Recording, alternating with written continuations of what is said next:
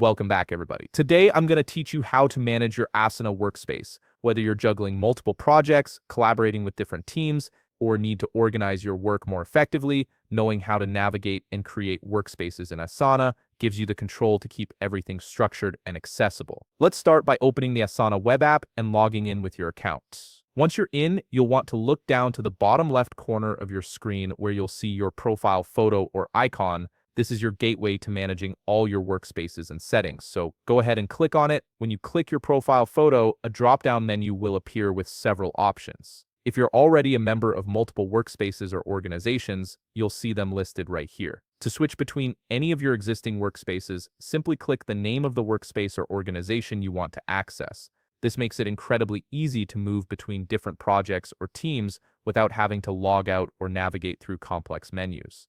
Now, if you need to create an entirely new workspace, perhaps for a new client, department, or project, here's what you do. From that same drop-down menu, click on Settings. This will take you into your account configuration area where you have full control over your Asana setup. Once you're in Settings, navigate over to the Account tab. This section houses all the key options for managing your workspaces and personal account details. Look for the option that says Create New Workspace and click on it. This is where you'll build a fresh workspace from scratch. You'll be prompted to enter a name for your new workspace. Choose something descriptive that clearly reflects the projects or team it will serve. A clear name helps everyone understand the workspace's purpose at a glance and makes collaboration smoother down the line. Next up, you'll have the opportunity to invite team members. Simply type in their email addresses one by one. This ensures that everyone who needs access to collaborate on projects within this workspace gets their invitation right from the start. It's a straightforward way to build your team environment immediately.